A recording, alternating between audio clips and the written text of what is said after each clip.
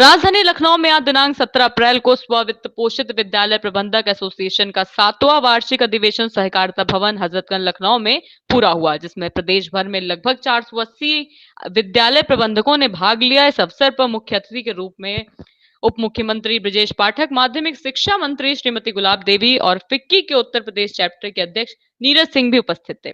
7वें वार्षिक अधिवेशन का उद्घाटन उप मुख्यमंत्री ब्रजेश पाठक एवं अन्य अतिथियों ने दीप प्रज्वलित करके किया। इस अवसर पर एसोसिएशन की स्मारिका का भी विमोचन किया गया।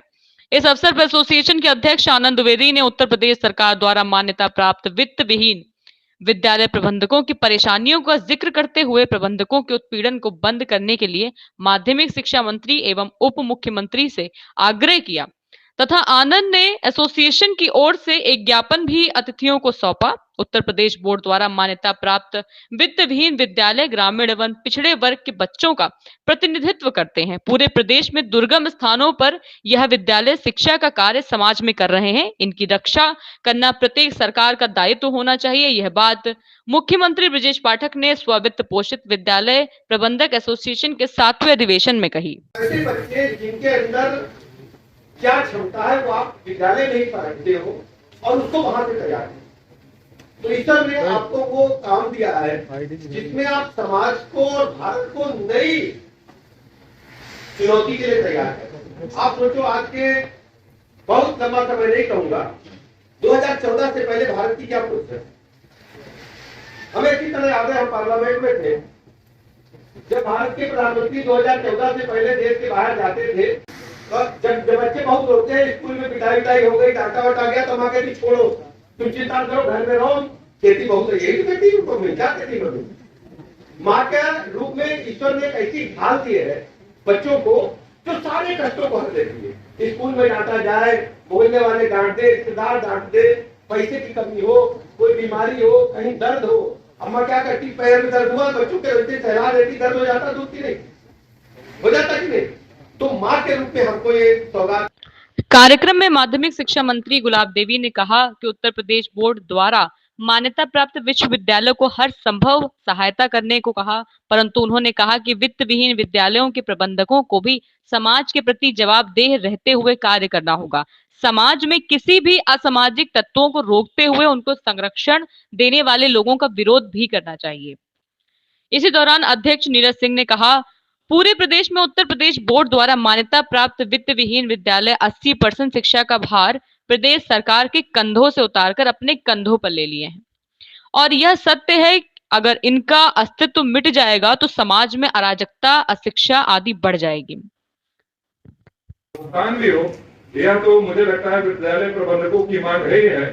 और जो सबसे मुझे लगता है कि बड़ा विषय आपने रखा है कि 4.5 लाख विद्यालय जो छात्र छात्राओं के अंकों के प्रोन्नत होने से जो उनका भविष्य अंधकार में पड़ा है, उसके संदर्भ में भी हमारी माननीय शिक्षा मंत्री जी, माननीय उप मुख्यमंत्री यहाँ पर हैं, वो उसका पूरा संज्ञान लेंगे।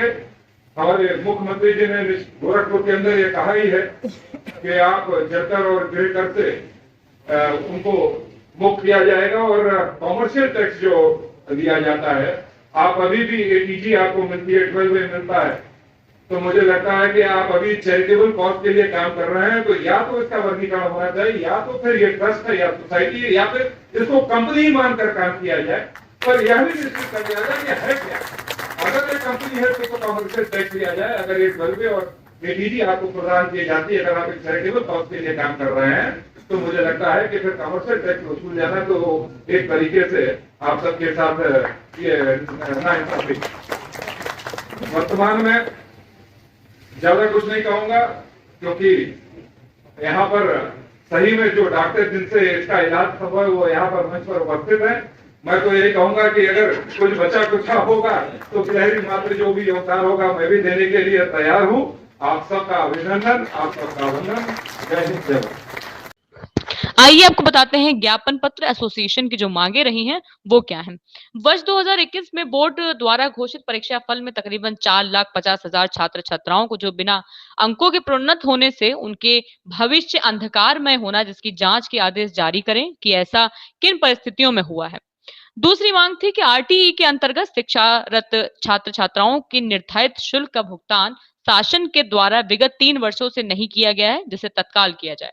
तीसरी मांग थी आरटीई एक्ट में प्रभावित 30 बच्चों पर एक शिक्षक का भुगतान सरकार द्वारा तत्काल किया जाए।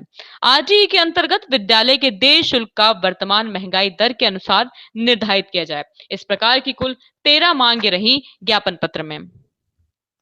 सर, उत्तर प्रदेश में जिस प्रकार से शिक्षा को लेकर के उनकी फीस वगैरह प्राइवेट स्कूलों में बढ़ी हुई है, उनको लेकर के तमाम सारे देखिए इस पर सरकार गंभीरता से काम कर रही है।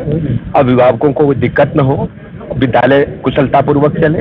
हम हर स्थिति से निपटने के लिए तैयार हैं और इसकी गंभीरता के साथ हम लोग अध्ययन कर रहे हैं। कोई रास्ता जरूर निकलेगा। जिस तरीके से आप प्राइवेट स्कूल मनमानी कर रहे हैं, जैसे कि अभी मुख्यमंत्री जी ने एक आदेश किया था कि स्कूल से कहीं भी आप ड्रेस ले सकते हैं, उस पर कोई प्रतिबंध नहीं। जो है ये संगठन वाले तो नहीं कर रहे हैं? नहीं, संगठन अध्यक्ष जी से पूछो, यही संगठन के अध्यक्ष है। हम बात करेंगे सर, शिक्षा को लेकर के अभी प्रोग्राम आप गोमतीनगर में करके आए हैं, हजरतगंज में करके आए हैं, उससे जिस प्रकार से प्राइवेट स्कूल मनमानी कर रहे हैं, इसमें क्या कुछ है? जो फीस को लेकर के लगातार मनमानी कर रहे हैं और ड्रेस को उसी स्कूल में आप लीजिए जहाँ जिस स्कूल में बच्चे को पढ़ाते हैं, उसको देखते हैं किस प्रकार से? नहीं, ये कार्यक्रम जो है स्ववित्त पोषित विद्यालय प्रबंधकों का कार्यक्रम था। उन्होंने अपनी समस्याएं माननीय शिक्षा मंत्री जी गुलाबो देवी जी और उप मुख्यमंत्री ब्रजेश पाठक जी के समक्ष रखी। मैंने भी उनके विषय को गंभीरता से कहा कि उचित पटल पर रखा जाएगा। पहले तो यह था कि जो प्रतिपूर्ति शुल्क मिल रहा है उनको वह जो है उसको बढ़ाने का काम उत्तर प्रदेश सरकार करे और उसका भुगतान समय से हो जाए, और साथ ही साथ उन पर किसी प्रकार का कमर्शियल टैक्स न लगे, क्योंकि वो चैरिटेबल कॉज के लिए काम कर रहे हैं। जो चाहे जलकर हो, चाहे वह उनका विद्यालय भवन का शुल्क हो, तो किसी प्रकार का प्रॉपर्टी टैक्स की अगर मैं बात करूं तो वह किसी प्रकार का कमर्शियल टैक्स न लगे। यह गुलाबो देवी जी ने एक प्रतिनिधि मंडल को आमंत्रित किया है। मुझे पूरा विश्वास है कि उनके सभी समस्याओं का समाधान होगा। सर, ये तो हुई संगठन की बात जब आप वहाँ से आए, लेकिन जो उत्तर प्रदेश की जनता है, जिनके जो गरीब हैं, ठेले वाले हैं, कुलचे वाले हैं, तमाम सब बच्चे हैं जो बड़े स्कूल में ना जाकर के सरकारी स्कूल में भेजते हैं, और सरकारी की जो भी इस समय व्यवस्थाएं हैं वो आप किसी से छिपी नहीं है, तो उस पर क्या कुछ कहेंगे? नहीं, काफी कुछ काम किया गया है उस पर। आज उसको एक बेसिक इंफ्रास्ट्रक्चर को खड़ा करने का काम किया जा रहा है। उदाहरण के तौर पर अगर मैं कहूं तो लखनऊ के भीतर ही आज CSR के माध्यम से 25 विद्यालय किए गए हैं, और सरकार ने भी चाहे वह ड्रेस से लेकर जूते से लेकर उनके मिड डे मील तक की व्यवस्थाएं करी हैं, और वो सुचारू रूप से उसमें गुणात्मक परिवर्तन अब दिखाई दे रहा है। आगे भी यह अनवरत चालू रहेगा। सरकारी विद्यालयों को एक जिस प्रकार का पहले हम लोगों ने एक मॉडल स्थापित करने के लिए हमारे मुख्यमंत्री जी ने कहा था, उस पर काफी कुछ काम किया गया और आगे भी बहुत कुछ किए जाने की संभावना है। उस पर सरकार काम कर रही है। मेरा एक लास्ट क्वेश्चन आपसे है, स्कूल में बच्चों को प्राइवेट स्कूल में एडमिशन कराने के लिए तमाम अभिभावक लगातार लाइन में लगे रहते हैं और कभी कभी उनको एडमिशन भी नहीं होते। आखिर ऐसा क्या कुछ सरकारी स्कूल में बच्चे नहीं जा रहे हैं? अभी गाजीपुर में लेटेस्ट मामला देखने को वहाँ पे 13 बच्चे हैं, 1 से लेकर के और 8 तक स्कूल है, कक्षा 8 तक प्राइमरी स्कूल जो है, उसमें 13 बच्चे अभी तक हैं। नहीं, काफी परिवर्तन आया है। अब यह परिस्थितियां नहीं है। अब सरकारी विद्यालयों में ही अब मैं देख रहा हूँ, आगे आने वाले समय में आप देखेंगे कि बहुत तेजी से अब वहाँ पर संख्या बढ़ी है और आगे भी बढ़ेगी। कुछ स्थानों पर अभी कार्य किया जाना अभी भी वहाँ पर संभावनाएं है। मैंने कहा कि गुणात्मक परिवर्तन हुआ है और आगे भी किए जाने की संभावना, उस पर सरकार काम कर रही है। जैसा कि देख रहे थे हमारे साथ युवा नेता नीरज सिंह, जो भारतीय जनता पार्टी के युवा नेता, और तमाम सारी इंसान तमाम मुद्दों पर बात की, शिक्षा को लेकर के बात की, शिक्षा किस प्रकार से शिक्षा को बढ़ावा देते, उन्होंने तमाम साफ तौर से कहा है कि अभी कुछ चीजें कमियां हैं जिसको भारतीय जनता पार्टी और उत्तर प्रदेश में मुख्यमंत्री की सरकार है, योगी आदित्यनाथ की सरकार है, वो पूरा करेगी।